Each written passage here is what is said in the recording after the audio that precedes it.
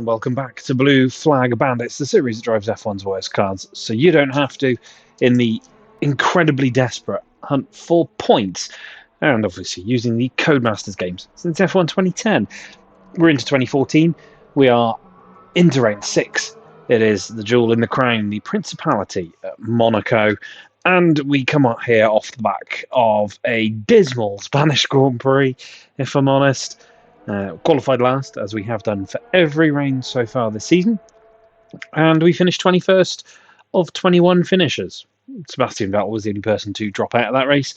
We were passed on track by both Marussia's and beaten by our teammate for the first time this season. The teammate challenge makes pretty dismal reading. He's been faster than us in all but one race. He's out-qualified us every round. The only thing we're beating him on is that we lead 4-1 in race results, but Barcelona was the first time that he's beaten us, and I'm genuinely concerned this is going to be a fairly dismal, pointless season. But let's take a look at the standings, and then we'll talk a little bit about Monte Carlo. It is a Mercedes 1-2 at the top of things, and we're going to start there because it's better reading.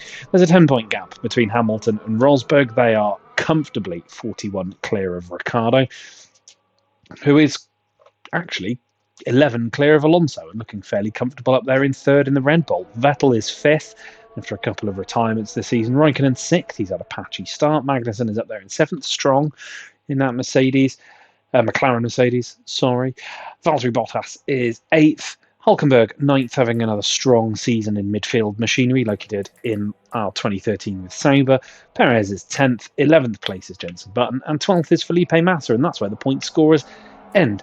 Kvyat leads the 0-point brigade with Verne, Maldonado, Grosjean, Sutil and Gutierrez. We are 19th. We still are ahead of Max Chilton, Kamui Kobayashi and Jules Bianchi. Kobayashi jumping ahead of Bianchi in the last round. So we're at least ahead of both Marussias, or at least one Marussia, in terms of both of our cars. But it is really us four at the back on our own, kind of. The only reason any other cars are back there is because they get stuck behind me at the start of the race. And then have Kobayashi, Kobayashi, Chilton and Bianchi on them. Maldonado's often in that group, that Lotus not particularly great. And that's the only reason that we've really got any of the established teams with us at any point during any of the races. In the Constructors' title, Mercedes obviously well clear. 109 points clear of Red Bull, who again are fairly comfortably ahead of Ferrari, who are fairly comfortably ahead of McLaren, who are in fourth. That's when the battles start to get a little interesting. There's just 5 points between Force India and McLaren, and 9 between Force India and Williams, who again are the last point scorers. Toro Rosso, Lotus and Sauber are ahead of us, and Marussia at the back. And it's Monte Carlo. It's a circuit that has not been very kind to us in the opening 4 seasons of this series, and judging by our pace, it's going to be not very kind to us here. It's going to be tough to overtake, but we know it's normally a case of diving up the inside of the Grand Hotel hairpin in the middle of the first lap to try and gain some places, and then you just sort of sit in front of everybody. We really do, however, need to get off the back of the grid, and I don't think this is going to be the place to do it. The next round in Canada is the one I've kind of got my eye on, hoping upon all hope that we can find ourselves off the back of the grid and fighting for something, because I love that circuit. But I don't like Monaco, and this is a circuit that I often find myself rambling a lot in the intros and in the bits between the race and qualifying, just so I don't have to go out on track, because I don't think I've managed a clean race around this circuit in the 4 seasons we've done so far. There's always damage or incident or something. Retirements, though, something we could see here. And there's a possibility there could be some rain for race day. So it's probably in our best interests that we go and see just how much of a moving roadblock we are here at Monaco while we do that practice. We'll talk about the real world. 2014 Monaco Grand Prix.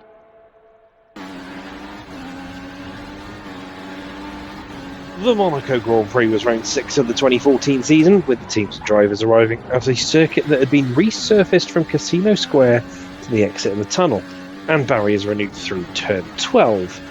Jenson Button believed it would create a situation where grip was lower than previous years, much like the 2012 US Grand Prix. The opening practice session did sort of prove the McLaren driver right, with Alonso, Chilton and Sutil spinning, the latter connecting with the barriers, while Gutierrez also locked up into Sap de Vot. Hamilton led the way, just a tenth clear of Rosberg, with Ricciardo keeping pace with the all-conquering Mercedes. Rain arrived for practice too, and with conditions set to be dry for the rest of the weekend, no one wanted to risk a hefty repair on a wet track. Only Bottas left the pits for a recon lap before boxing again, with everyone waiting until the track was dry enough for slicks.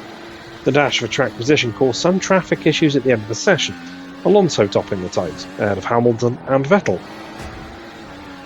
There'd be no such chaos in the final practice session as warm, sunny skies returned to the Principality, leading to the familiar sight of a Mercedes at the top, Hamilton exactly half a tenth clear of Ricciardo, with Rosberg slotting into third.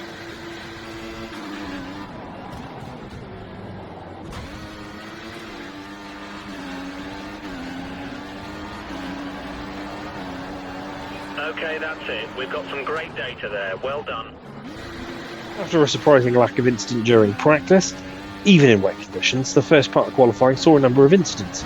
First, Daniel Kvyat would spin towards the harbour chicane and remove his front wing, while Ericsson, hoping to avoid last place, would lose his Caterham under braking while passing Massa, collecting the Williams and ruling him out with the rest of the qualifying session. It would still be 2x2 at the back, Sauber, followed by Marussia and Caterham by the end of Q1. The loss of Massa meant the other Williams of Bottas had the team's hopes resting on him in Q2, but he'd been able to make it into the final 10, only able to outpace the two Lotus cars, while Button and Hulkenberg would also drop 8. The final part of qualifying would, however, see controversy, drawing parallels with a similar incident from a former Mercedes driver in 2006. Rosberg would get the better of Hamilton after their first runs, leading the way by just under a tenth. The second runs would start with Rosberg ahead on track, but the German made a mistake at Mirabel, pulling into the escape road and bringing out the yellow flag. Hamilton wasn't far behind, so had to slow, essentially aborting his lap to give his teammate pole position. Ricciardo would take third, also having to back off, while Vettel, who was nursing an MG UK issue, would line up fourth. You're fastest in this session so far.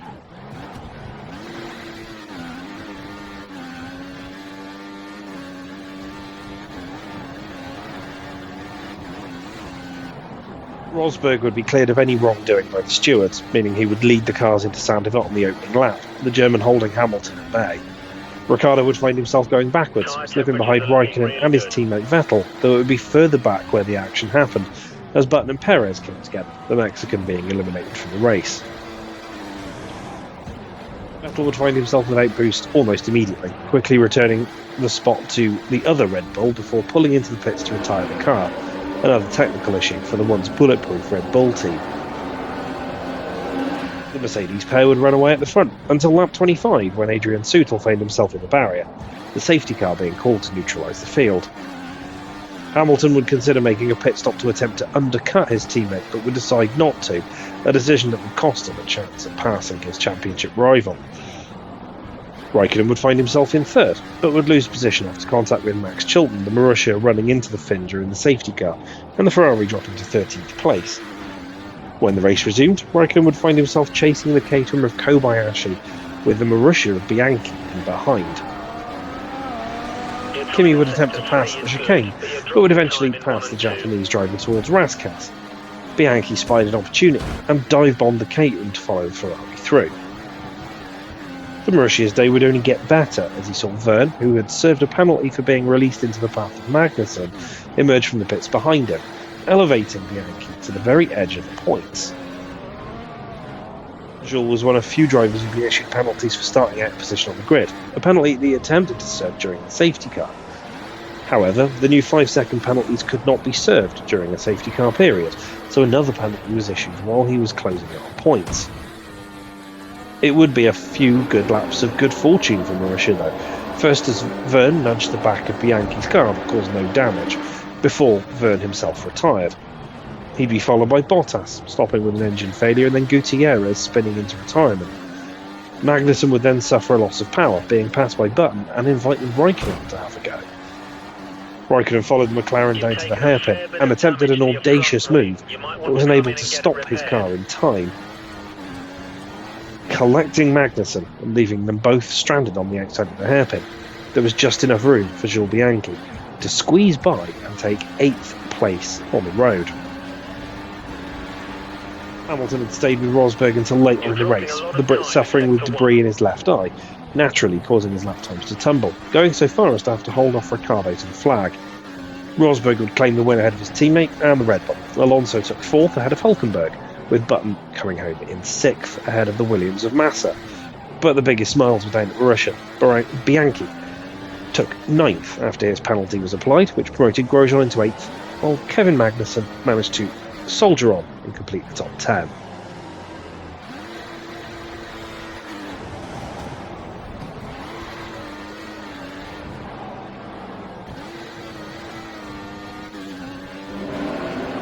Will the narrow nature of Monaco provide us with any scenes of jubilance in qualifying? Strangely enough, coming into this one with a little more hope than we've had in the opening rounds of the season. We've seen plenty of carnage here in races and in quali, so I shouldn't be as exposed pace-wise here. I've also got a sneaking suspicion that 1 or 2 drivers will crash out as we've had before, so I'm aiming for the dizzying heights of 19th place, but let's see if we can find a lap time worthy and a little bit more.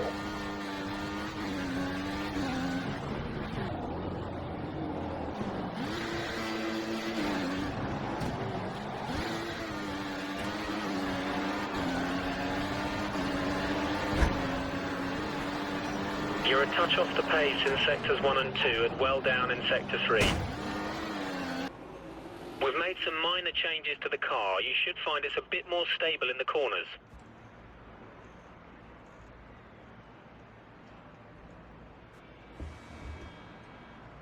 Well, at least the first R&D test of the season has been completed successfully, and we've got a little bit of improved front stability. I don't think there's going to be a huge amount. This car feels so loathsome at this circuit. It feels so heavy and really difficult to get around the corners. I feel it would be the same for most of the 2014 cars, because this is where we start getting heavier Formula One machinery. But we didn't finish last in practice. We were just ahead of Max Chilton, because I think traffic most of the problem around here for a lot of drivers. You can see cars filtering out already, so it's best that we get out quickly, try and get ourselves a nice spot on circuit, see if we can do something, maybe even spring a surprise if things get a little bit chaotic around the streets of Monte Carlo. Let's take a look at our best lap in Q1. You can see that we're down to 21. We have lost Nico Rosberg from this session as we fling the car into Saint-Devote. So at least we're not going to be right at the very back of the grid this time. Heading up the hill, car bouncing across all of the lumps and bumps in the road as we get into Mirabeau Hort. A little wide, but we managed to swing it back in for Casino Square. We tapped the wall, but that's not too bad. We're half a second up on our best time and only marginally off Kobayashi up ahead.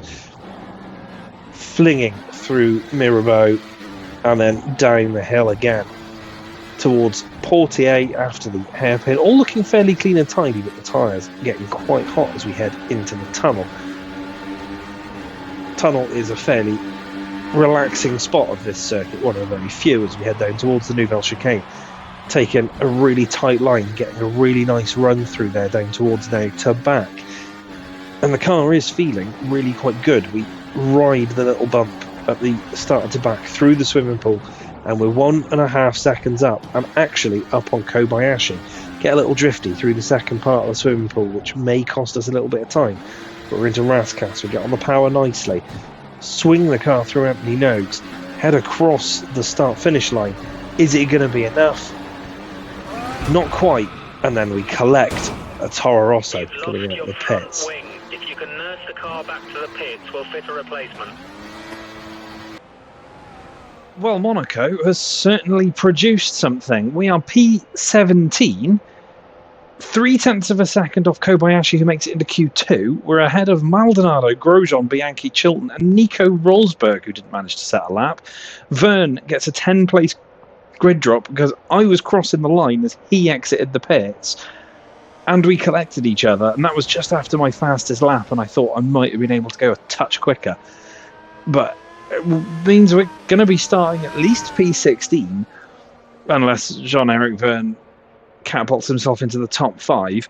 But that's our best qualifying session of the season, when I felt like, quite honestly, the car really wasn't a lot of fun to drive.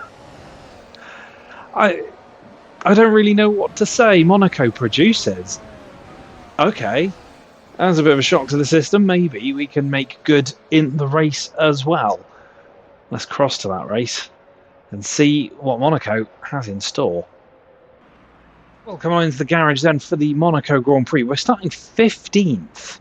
Somebody else must have picked up penalties in qualifying. We finished the session 17th, and we will start the Grand Prix from P15. Heady heights, and actually only 5 spots off points. Let's not talk about that just yet. Let's take a look at the grid first, and we'll see what we're up against. Lewis Hamilton, essentially unopposed, takes pole position ahead of Felipe Massa in the Williams, and it's Alonso in 3rd, Button 4th, Vettel down in 5th, ahead of Magnussen, Raikkonen, Hulkenberg in the top 10 again, Valtteri Bottas, the 2nd Williams, down in 9th, with Perez in 10th. Kvyat's 11th, with Sutil, Gutierrez, Kobayashi's 14th, we are 15th. Maldonado and Grosjean were knocked out in Q1 along with Bianchi and Chilton. Verne had a 10-place grid drop, so is 20th. Nico Rosberg didn't set a lap time because he crashed out. He's 21st. Daniel Ricciardo starts from the back of the grid. I've no idea what happened to Ricciardo. Whether he took a bigger penalty. Was it Red Bull I collected out the pit exit rather than Toro Rosso? Who knows? But we're 15th place. Ahead of some super quick guys, but this is Monte Carlo and there is rain on the horizon, which will probably hit this race fairly early on. I don't really know what we're going to be aiming for here. I've been so caught unawares by the fact that we're 15th on the grid, and actually almost, I think, could have had pace to knock Kobayashi out and being Q2 on merit anyway. That I'm a little lost as to what we can do. In the real world, Caterham almost scored a point at this Grand Prix. They finished 11th, I think, if I remember rightly, and it was Kobayashi who did it. Or was it Ericsson? One of the two Caterhams, I think, finished 11th, which would have been a great result in their battle with Marussia and Sauber if it hadn't been for the fact that Jules Bianchi finished 9th, and at one point pulled off an absolutely audacious elbow out the way of a Caterham on his way to that 9th place. In fact, I think it would have been 8th if it hadn't been for a penalty, if I recall.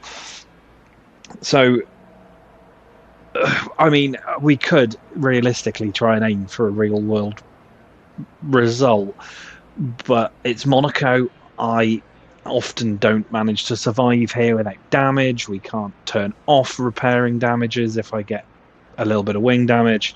We've got quicker guys behind us, and there could be, or there will be, I think, rain. Let's try and see if we can maintain. Let's say 15th is our target. Try and survive this one. See how we stack up after the pit stops, because that tends to be where you lose our time. And see if there's carnage when the rain comes, because that might help us out. But it is time for yet another tight, twisty, scary, probably, race around Monte Carlo. Let's head to the grid for the 2014 Monaco Grand Prix. Hamilton on pole, unfamiliar sight of a Williams next to him.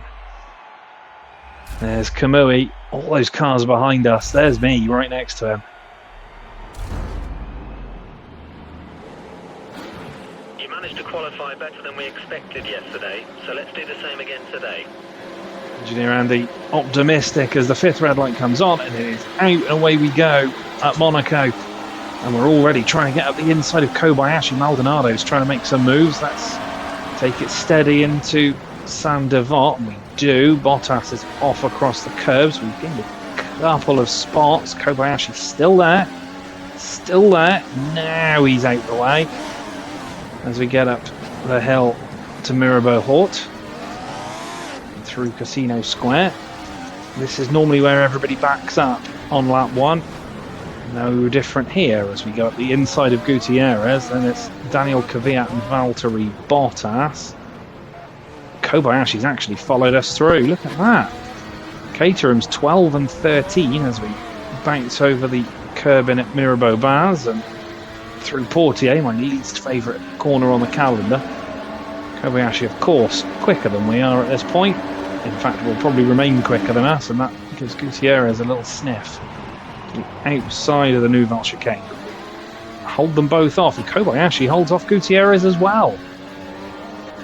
P12 at the moment. That's a good, solid start to the first lap. We've lost Kvyat, Bottas, and the rest of the top 10.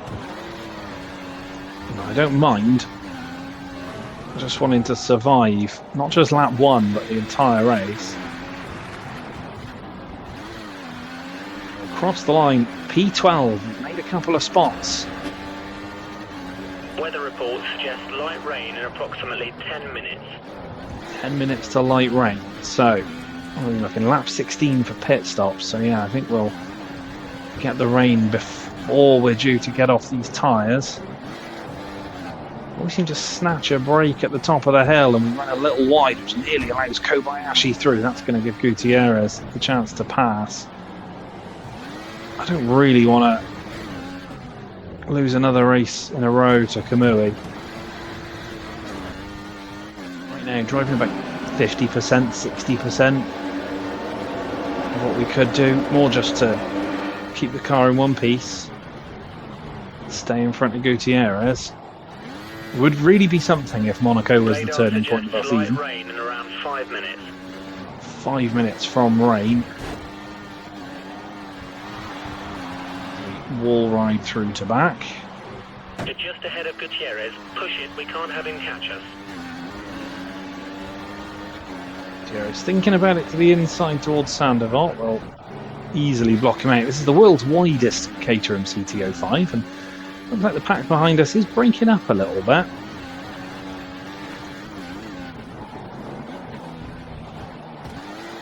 What it is, every time I brake at the top of the hill, the car just drifts again. Line.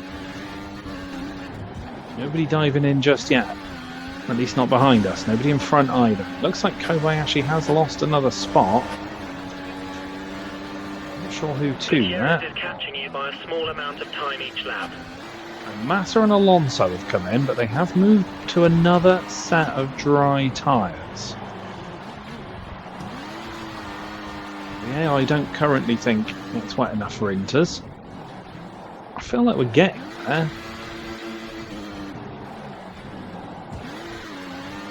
Low on grip anyway on these options, but also slippy track. Gutierrez looks to the outside at Sandoval. It's not going to get through there. We think you could be on the wrong compound. Intermediates should suit the track conditions best. Well, that sounds to me like a call to switch to Inters, so we're going to box now, put the intermediates on. Push it, we can't have him catch us. Gutierrez suit, everybody's coming in. This is the time. Although I'm pretty sure I saw yellow tyres in the Mercedes garage. I might be wrong. I think the guys at the front, the top 11, have all switched onto another set of dry tyres. We've been held. We've lost one place to Gutierrez. Everybody else, though, in the pits behind us. Be careful not to drive over the white line when coming out of the pits, or you'll get a penalty. Very careful through there. That I will take. Lost one spot. One spot. Okay, it looks not like bad. The car ahead is trying to create a gap. He's running full revs, maximum power. I feel like we'll probably end up on full wets at some point. Okay, wet tyres for next box. I feel like we're going to be moving to the full wets at some point in this race, as Rosberg now should be fast enough to find a way through, even here. Rosberg looks to the inside at the tunnel. There's a bit of contact. We get a warning for it. I mean, place to pass, Nico. Getting blue flags. I think Hamilton's in behind us. Pretty sure I saw an Australian flag there as well. Is that Daniel Ricciardo? He did start at the back, actually, didn't he? Thinking about it.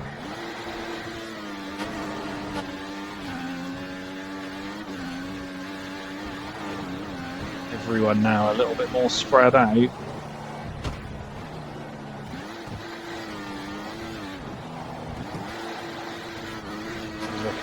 Ricardo and Rosberg now. The cars immediately behind. We lose those positions. We go back to where we started. I don't want to lose those positions though. Oh, we are getting lapped. Rosberg has to pull over and let Lewis Hamilton through, which we do as well. Or do we? Try. You need to let the car behind you past. He's not racing you for position.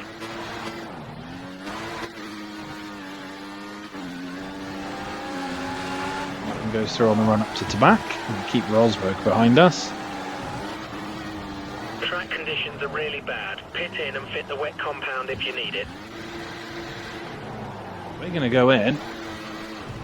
Which everybody, no, they're all coming in. Rosberg stays, ain't they? Wet tyres for next box.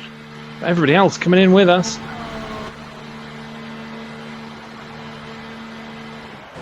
There's a late call.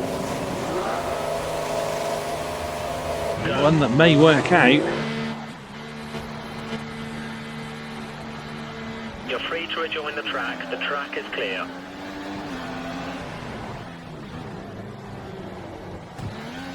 You have no more scheduled pit stops, so look after your tyres. Neither Mercedes pitted in at the end of the last lap.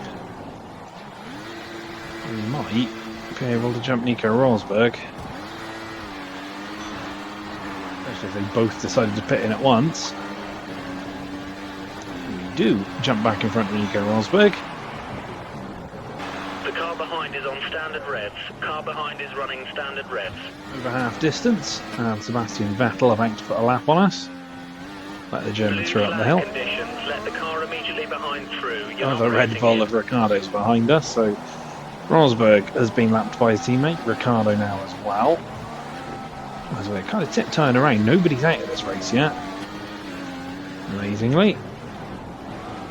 P13's as good as it gets. That's still pretty good considering as how abject this season has been so far. Had to fight hard to finish sort of 16th, 17th.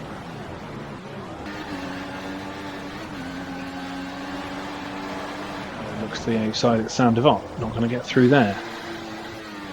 Can see we're struggling as Ricciardo looks to pass at the hill. We've got Grosjean and Ricciardo both behind us.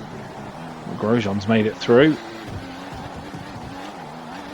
hasn't. Ricciardo's still behind us. Okay, we need you to make way for the car behind. We're getting lapped by Force India. It's that Nico Hülkenberg. He's running in a podium spot.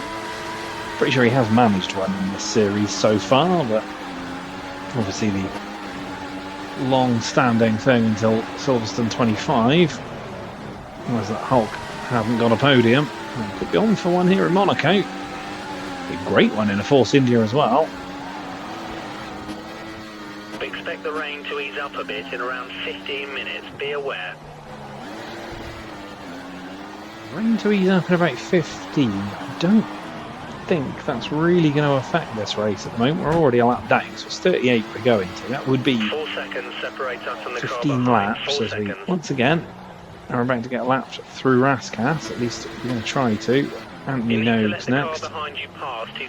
Really not moving at all in terms of speed as we try and let Button through. Perez is there as well. A little bit of contact and a little bit more as we try to allow Sergio through. Try and do it without letting Grosjean through here, which is all Ricciardo. I was going to say which will manage, but Ricciardo took an opportunity, didn't quite make it. Keep the Red Bull behind us. This is going to be the problem now if most of the sort of top 10 or 11 cars are immediately behind us. We're going to have to keep trying to get out of the way, while also not sacrificing a spot.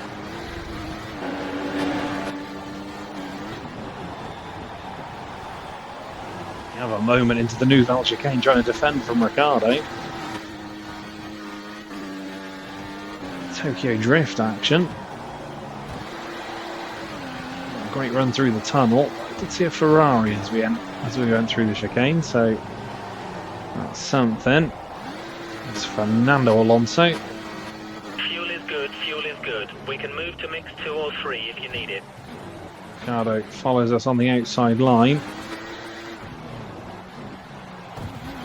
He's trying. Alonso has been held up. It's just an absolute cluster back there. Both Ferraris, I think, in it now. Ricardo and one of the Saubers, I assume Sutil. Oh, it's definitely Sutil, isn't it? Because Gutierrez is ahead of us. Both just getting in the way as they're also trying to move out of the way. It's not gone well for Fernando, but we will stay fairly clear. There's Daniel Kvyat. We will get in the Russians' way unintentionally as we're trying to just pick our way around the circuit. Verne gives us a nudge. He's now the man behind us. Lots of instances here of teammates being lapped. Kvyat's lapped Verne. Hamilton's lapped Rosberg. Vettel's lapped Ricciardo. Ricciardo's back past Verne as Magnussen laps the pair of them. We'll get out of Magnussen's way fairly easily on the start-finish straight.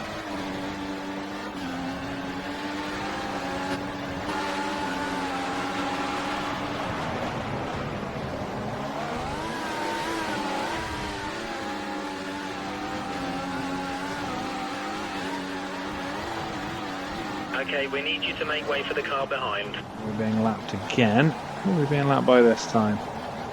Kimi Räikkönen? Yep, Ferrari behind us. Again, inadvertently getting his way as we're just trying to make our way around the circuit as Ricciardo tries to force his way up the inside. Turn fuel to ridge, fuel to ridge. It's just a cluster when we're being lapped.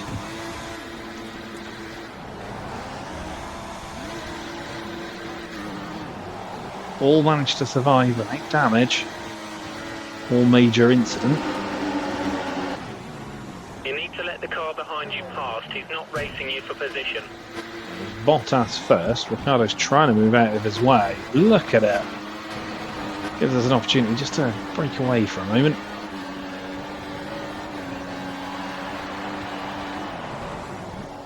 Verne gets past Ricciardo.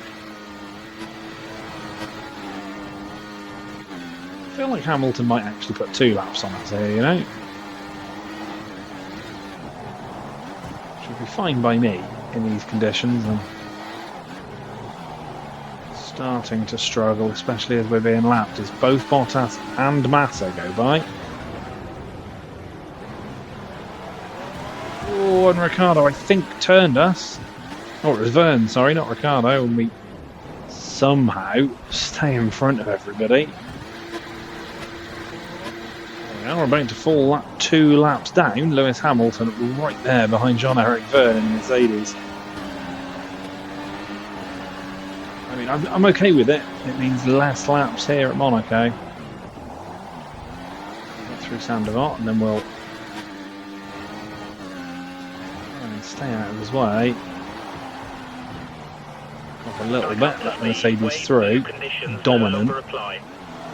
Means that the next car to lap us, I think, will probably be Gutierrez. Might still be Vettel. A little bit wide into Mirabeau. Massimo. Sorry. Oh, that is Mirabeau. Massimo. Never mind. We run wide.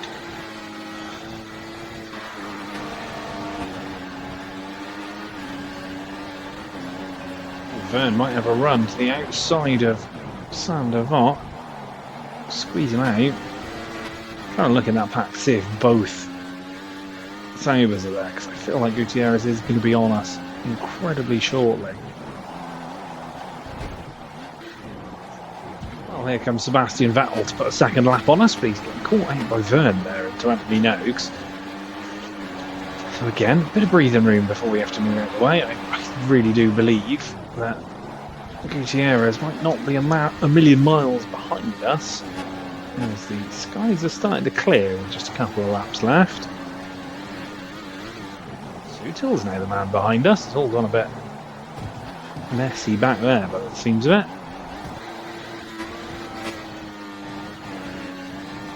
Blue flag conditions. Let the car immediately behind through. You're not racing him.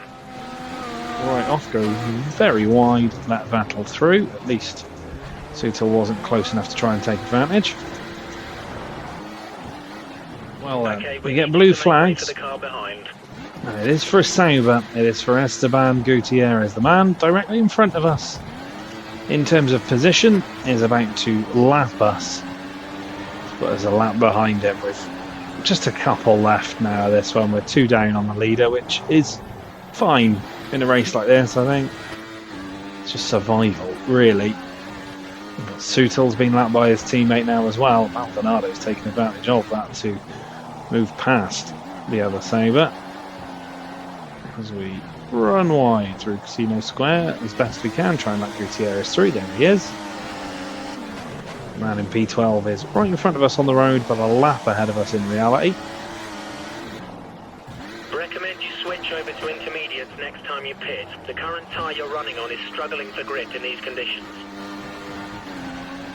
On then to our final lap of the race, so that call from Engineer Andy pretty much null and void as we head through Sandoval. We would normally in this series say P13 might not be too much of a cause for celebration. So we run a little wide at the top of the hill, but we save it and keep ahead of Maldonado.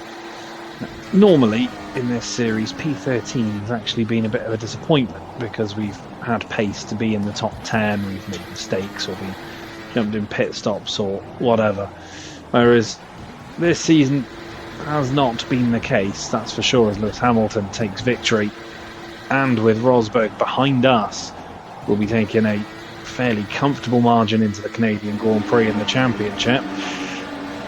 But we started P15 thanks to penalties for Ricciardo and I want to say Verne, actually. Sorry, penalties for Ricciardo and Verne. Rosberg didn't set a lap time, and we just pulled a lap out of the bag in qualifying. Probably could have gone through to Q2 if we'd not collected Verne as he was leaving the pits. Jumped up to P12 when it was dry at the start of the race, managed to hold everybody off. Got jumped by Gutierrez in the pit stop to switch to intermediates, but have managed to hold our own against the likes of Rosberg and Ricciardo, Maldonado and Sutil. And we're going to come across the line in Monaco in P13, our best result of 2014 so far.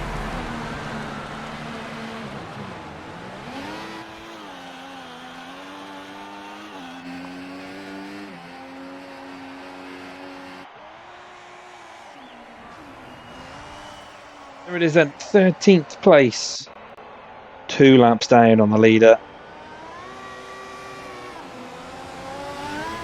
Which again would normally look pretty disappointing. We've been 2 laps down a couple of times this season, back at the start of the year, but this time around we're 2 laps down. We finish ahead of Maldonado, Sutil, Ricciardo, Verne, Bianchi, Kobayashi, Grosjean, Nico Rosberg 21st, Max Chilton last. All 22 people finished. All 22 drivers made it to the checkered flag in a wet Monte Carlo. At the top end of things though, Lewis Hamilton took a dominant victory by nearly half a minute. He was probably pretty close by the end to lapping most of the top 10. Nico Hülkenberg held on for 3rd place. Probably his 2nd podium of this series, but a podium for the Hulk nonetheless. Jenson Button's in 4th ahead of the other Force India of Perez, who's ahead of Alonso in 6th. He started on the 2nd row. Kvyat 7th ahead of Magnussen, Raikkonen, and Bottas rounds out the points. The man who started on the front row, Felipe Massa, is 11th, a lap ahead of us, as is Esteban Gutierrez, who finished 12th, a lap ahead of us, but immediately in front of us on the road. And then, the host of drivers behind us.